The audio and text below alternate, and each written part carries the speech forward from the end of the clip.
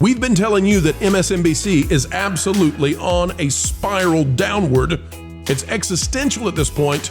But folks, we've got even more. And this time, we're showing the door to CNN. The ratings over there now collapsing to the point that we are on point asking, how much longer can CNN go on? We've got the ratings, we've got the data, we'll show it to you right now.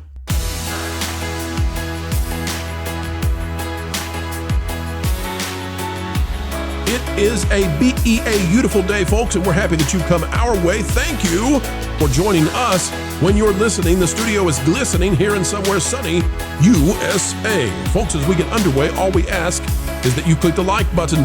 We've got a deep dive into how badly CNN is diving down in the ratings, and we'll show you the stats right now. Adweek has this one. Friday, May 9th, evening cable news ratings.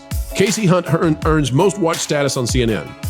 Now, we are here not for the headline. We are not chasing what they think is most interesting.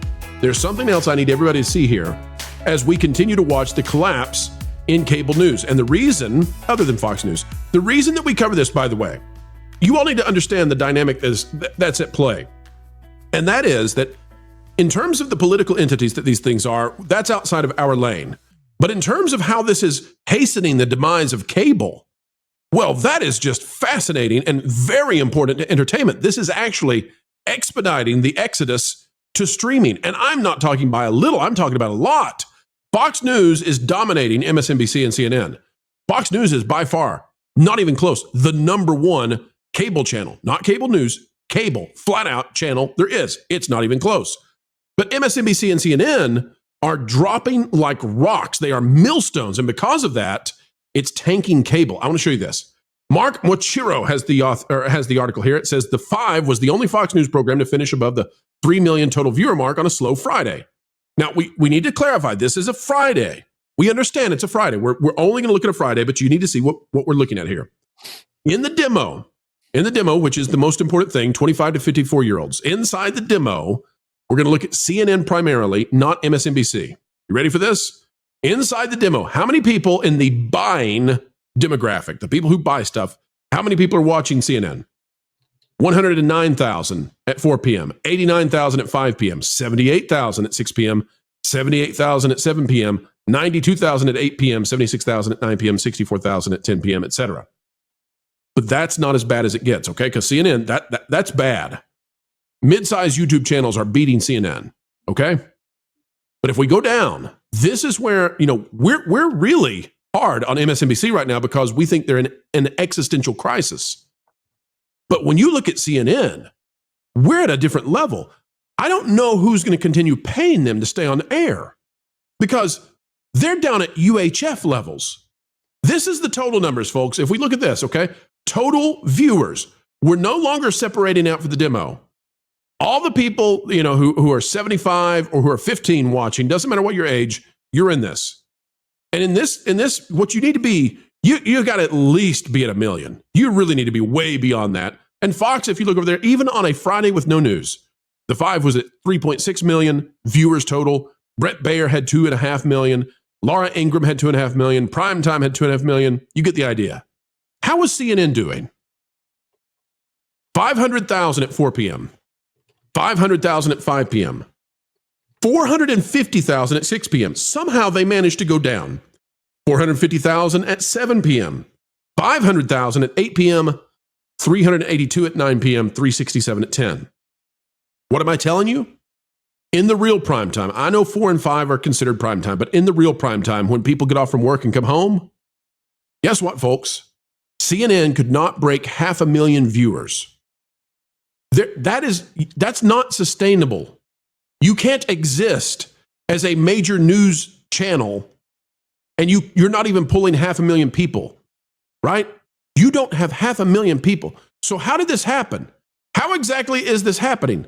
Because these cable channels, just like with late night, just like with some of the biggest franchises on the planet, they sacrifice their credibility. And we are now in the comeuppance phase. When you sacrifice your credibility, when nobody believes what you say anymore because you're so partisan, so political, that it's all narrative and not fact, you've lost the audience. You managed to run away even your most ardent fans.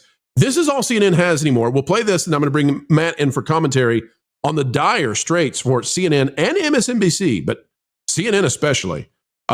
Here's what people tune into CNN for. You see if you can spot the difference in today's CNN versus the old one. The fact that he was only concerned about the optics and not about the fact that the president of the United States might be in cognitive decline, might be mentally impaired, to me speaks volumes about the lack of character of Chuck Schumer. But the idea that we did not know about this for the years leading up to the presidential campaign, we all saw it with our own eyes.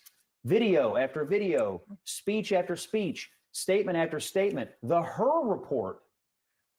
The fact that we have people saying today, oh, I didn't know, we had no idea, is outrageous. That's number one. Number two, let me draw your attention to this, folks. CNN, basically the only way it exists now.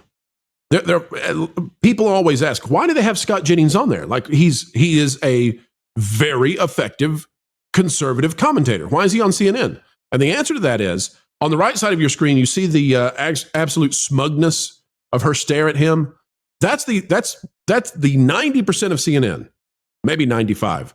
Scott Jennings, though, the reason he's on there as the anti-pinata, he is the conservative who actually swings back with a wiffle bat and knocks down all of these viewpoints that are way outside of the mainstream. The reason he exists on CNN is because they have no other choice. They've lost all their credibility. So what CNN now does is they put somebody on their screen to play whack-a-mole with all of the nonsense they've said for years. And then people tune in to be like, oh, wow, look, this guy's owning them.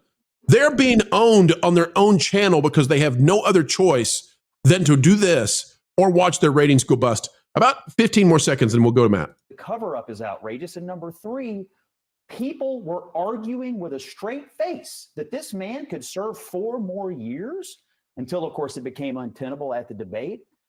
Honestly, Jake and Alex have done a great service here. This book needs to be written. These stories need to be told because we've lived through the greatest scandal in modern American political history, the cover-up of the decline of the president, the argument that he could serve 4 more years. If he were in office today, Let's hold there. All right, let's go to Matt. Now, Matt, this was one of the greatest scandals of all time, but we've seen almost innumerable scandals that are the greatest in the history of mankind. I mean, I can go through the list.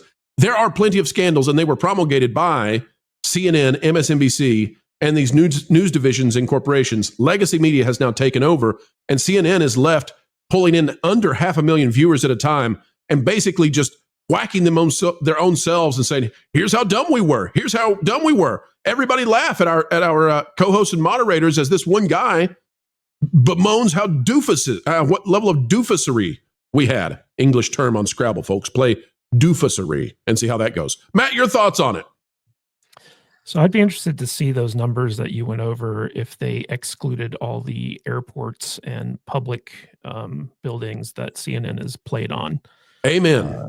I don't know if those numbers had them already removed, but if you factor in, taking that out, which is basically just like public broadcasting, it's not really geared towards any demographic. It's more like white noise for people who are waiting to travel or like whatever the case might be.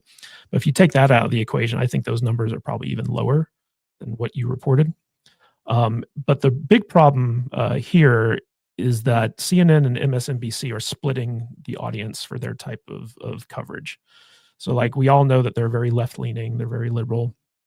And because there's more competition for that audience, basically neither MSNBC nor CNN is able to kind of like get that entire audience. It's basically split. Whereas Fox News, like there's only one place that, most right-leaning people go for their news, and that's Fox. So they don't have any competition. I think that if CNN were kind of more on the right side of things, you might see lower numbers on Fox because then they'd be splitting that audience. So there's those little factors that kind of like come into play with some of these numbers. But I actually think that the big decline is due to 2 things. It's due to podcasts and it's due to to YouTube. And the reason for that is because, in the olden days, and I'm not even talking that far back, like maybe like the 90s, we all remember the the invasion of Kuwait and Operation Desert Storm and stuff like that. CNN was like that's what made CNN what it became, right? They were on the ground. They were covering all aspects of this stuff. People were like, tuning in 24 hours a day to get all like the latest updates. And that kind of solidified their power. And there wasn't any real competition to it. Eventually you had Fox News spring up, and then MSNBC and things like that. But for the most part, CNN was like had first mover advantage because they were the first 24-hour news network. And when huge world-changing events happened, they were all over it, and people kind of like bought into their brand. And over time, they've really run that brand into the ground, because it used to be the most trusted name in news. And now it's like, oh, what lie are they going to tell me today? And the reason that brand has been run into the ground, it's not just because of their bias. It's also because we now have so many alternate sources that we didn't used to have. You had talk radio, and you'd have voices like Rush Limbaugh and stuff like that out there who would run counter narrative to a lot of these news networks. But nowadays, and especially you saw this with the last election, podcasts played a big role in that. And the interesting thing about podcasts is they don't break for commercials. They can do long form. They can do 3-4 hour long interviews.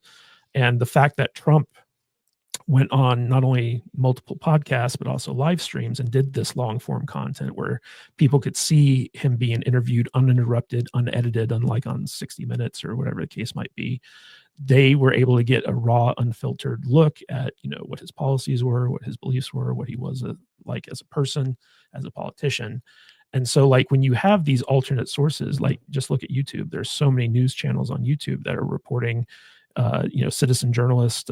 You also have X, where you have a lot of citizen journalists on there, and people just, through no effort of their own, get exposed to more genuine, authentic, and truthful reporting. And when they look at networks like CNN or MSNBC and stuff like that, they're like, why is what they're telling me so different from what I'm seeing with my own eyes? Like Biden's a perfect example, right? You knew from the moment he took office that this guy wasn't all there. It was obvious to anyone with a brain and two eyes. The issue became, when they tried to spin it, the whole, it wasn't deep fakes, it was cheap fakes, which was basically don't believe your lying eyes, that type of thing. And, the efforts to spin it were, massive. The fact that you had Barack Obama and George Clooney, trying to gaslight all their donors. You had, everyone come out with the same talking points. Oh, he's sharp as a tack, Biden can run circles around me. When the reality was, it was he was up for maybe 3 hours out of the day before he went back to bed, and he wasn't actually running anything. It was these deep state operatives within his administration that were they're saying now, Matt, that he basically, the doctors had told him if he fell down again, he was going to be wheelchair bound. So he was basically being, walked around. And I'm not trying to be negative. We all get older. But the idea that he was this vigorous cyclist marathon runner is crazy, when in the reality they were putting aides shoulder to shoulder with him and putting the Easter Bunny there for fear he would fall and break a hip. It was just a stutter. I'll throw more one in here, by the way. This is exactly. Gosh. It's the stutter. Joe Biden didn't recognize George Clooney at a 2024 fundraiser. This is I hadn't seen this. Jake I hadn't seen this yet. Good grief! Yeah, this came out earlier today. But obviously George Clooney, not a very striking face. Not a lot of people know who that is, of course. So of course Joe Biden can be forgiven for not recognizing this obscure person who he never would have met or known, right? And didn't later on that. It wasn't that George Clooney kind of led the charge following this event that maybe Biden wasn't the guy going forward here, that maybe they should be looking at other places. Now kind of starts to make sense here. Yeah, it also isn't the current look that George Clooney has, where all of a sudden he ditches that salt and pepper hair for the man. He ruined his whole look by dyeing his hair black. Strangest decision I've seen from a guy like that with such brand knowledge here. But the thing that I see in this entire Joe Biden situation, and we've said this in other forums, is the entire thing is a psyop. they are pretending like, no, we were surprised. We were just as surprised at this as you were. And that is an unbelievable lie. And they could repeat it as many times as possible, just like, oh, we always knew that forced medical procedure that we wanted almost the entire planet to get. We always knew that it wasn't going to do the exact thing that we said it was going to do. Well, I also think COVID really hurt these guys because there was so much misinformation that they were peddling as actual fact.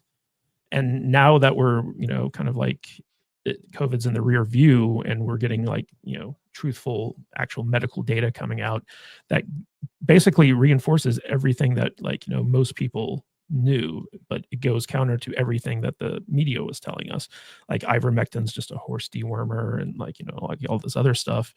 And I don't know if you guys have heard of Lindy Lee, but she was like this top Democrat fundraiser who was very close to Joe Biden. And she's recently been making the rounds where she talks about how, about her falling out because she realized that Biden wasn't all there and that the Democrat Party was basically lying to everyone. And, she'd known Biden for years. She was friends with the family. And there was a point where he asked her how her husband was doing. And she's like, I'm not married. He totally didn't know who she was. And this is someone who was raising hundreds of millions of dollars for his campaign and had known him and his family for years. And the gamble, real quick, Matt, just really fast. The gamble was that they could trick the American people and then gatekeep this information behind the scenes. And what they put on the table as their bet was CNN, MSNBC, and every news division of the legacy corporations. That was the sacrifice they were willing to make. And it didn't go like they probably thought Orange Man Bad Returning had a 5% chance or less. So they were willing to put all of this out on the table and they lost it. They lost it all. I don't think it was necessarily that Orange Man Returning. I think that a lot of these organizations, I think, saw the writing on the wall, and what they're trying to do now is actually reclaim some of their credibility. But if you look at their track record, like, the media, they rallied behind Hillary Clinton until like Barack Obama vanquished her, and then they rallied behind Barack Obama, and they kind of perfected how they, support Democrats under his administration. And Trump came out of left field, and so like they ran this playbook on how to destroy him, and they called it fortifying the election. But like what they did with Joe Biden, who basically didn't campaign, he just kind of sat in his basement during that election while a lot of these people were maneuvering behind the scenes to basically sabotage everything they could for Trump. And then like you had 4 years of just like absolute nonsense with like the whole January 6th coverage and the COVID coverage and all this stuff that just became blatantly obvious to everyone with a brain that it was propaganda.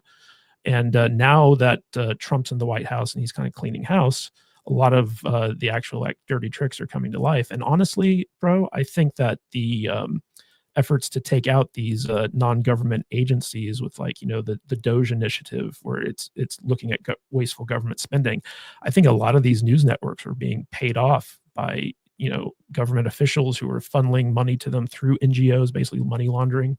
And that's how they were able to kind of like not care about their ratings and not care about their credibility. And now that that's drying up, they're kind of scrambling to be like, oh, we need to really, start competing once again, because you're right. Like if those numbers are true, it's like Warner Brothers has no financial reason to keep, CNN operating, right? Right. Well, Because, the bad thing, Matt, is if they're not true, it's worse. Yeah. Because the best they can hope for, is that we're not counting imaginary airport views. Yeah. Right. The worst is, oh my gosh, we're adding 10 to 20%, and pretending that somebody is just glued to the TV inside the terminal. Yeah. And the big issue with a lot of these media companies is that, New York or a lot of these news companies are based out of New York, LA, or Chicago, which are like the big media markets, but they're also bastions of liberalism. And so like they live in this bubble that where they think that everything they're reporting on, like they genuinely believe that it's true or accurate or at least morally right. Whereas, everyone outside of those bubbles, outside of those cities, is getting their news elsewhere, and finding YouTubers who they trust and who are authentic, and finding citizen journalists who are authentic and who they trust, and podcasts that they listen to who cover this stuff in a way. I mean, like, Pro, your channel alone, like, you do more truth telling about Disney than any of these legacy media outlets ever could, right?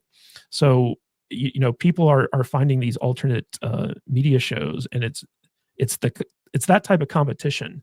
That's the reason why you're seeing a decline in a lot of these networks, is because, like, they're just not keeping up with it. Yeah, they're on YouTube. Yeah, they're putting out clips on social media and stuff like that. But when it comes to, like, it's death by 1,000 cuts, because there are so many more better, smaller reporters out there and news sources that people are gravitating to and learning not to trust these big networks. So they're in a bad position. And if I was a Warner Brothers or Universal or like whatever, I'd be going in there and cleaning house. And that's actually what they have been doing, but they're not pivoting. So, like, they're not trying to be more accurate. They're not trying to, lean a little bit closer to the center or to the right. What they're doing is they're just firing their expensive liberals and replacing them with cheaper liberals, and it's not going to help unless, they really step up and actually become news organizations again. By the way, if you would like some of this great news coverage when it comes to everything in your world, folks, get over there to the Salty Nerd Podcast, where Matt Kadish and his friends are still doling out truth bombs every single day. Vash, let me give you the final say on this. Button us up here. Your thoughts on where CNN and MSNBC are, and can they possibly come back at this point, or is it just over? I mean, maybe they have some increases, later on as maybe news breaks out or something like that they cover and all of that. But I think they're just dinosaurs. This is probably why Comcast is like, we'll just spin off CNBC and MSNBC. Because even though CNBC might have the prestige of an outlet worth listening to, it doesn't matter. I think these legacy media companies, they were always kind of loss leaders. They never really made their money back, from what we understand from media and advertising and so forth. But now they may not be commercial entities, Vash. These were political opportunities. These were political tools. Oh yes, absolutely, and there's no question about that. But just from a corporation's point of view of, like, okay, all of our divisions must be able to be financially viable for the long term. I just don't think these media outlets make sense going forward. And as Matthew has beautifully pointed out here, they just can't. They're not nimble enough to adjust to a rapidly changing environment like we see nowadays. And I think with people cutting the cord, with people moving away from legacy media and embracing new media to the degree that they are, I just don't think they're going to last. I give them maybe 10, 20 years, something like that. Maybe even less than that. We'll see where they exist once cable is gone. But folks, their viewers are gone, and they sacrificed them at the altar of politics. Maybe that's what they always were in the first place. Maybe they'll have to walk away in disgrace and make something new.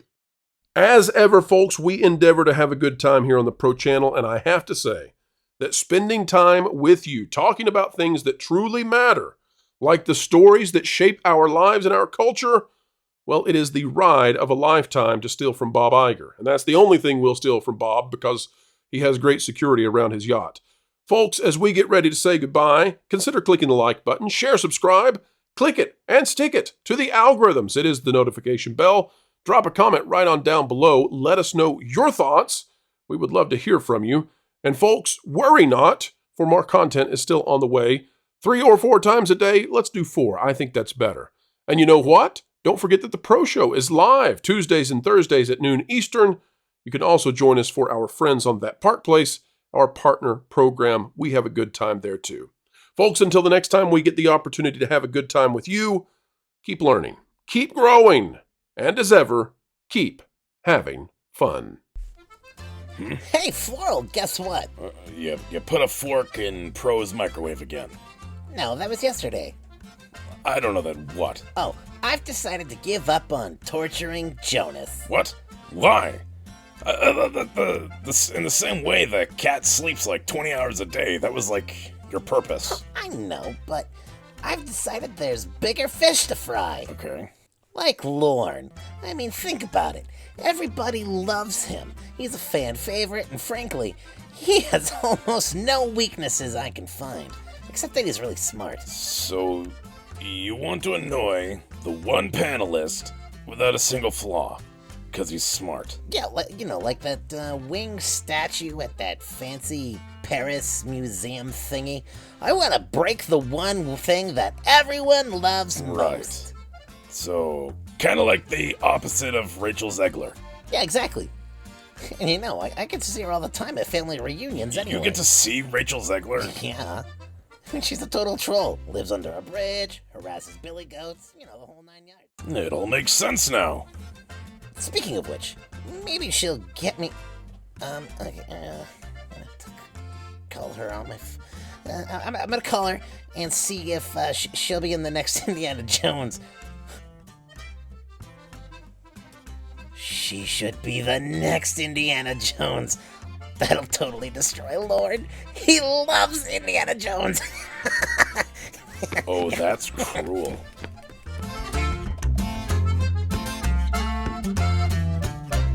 Hey, Rach. I've got a cool idea for you that involves a whip and snakes. I love that description. It's perfect. I know, right? Weird, as we always say.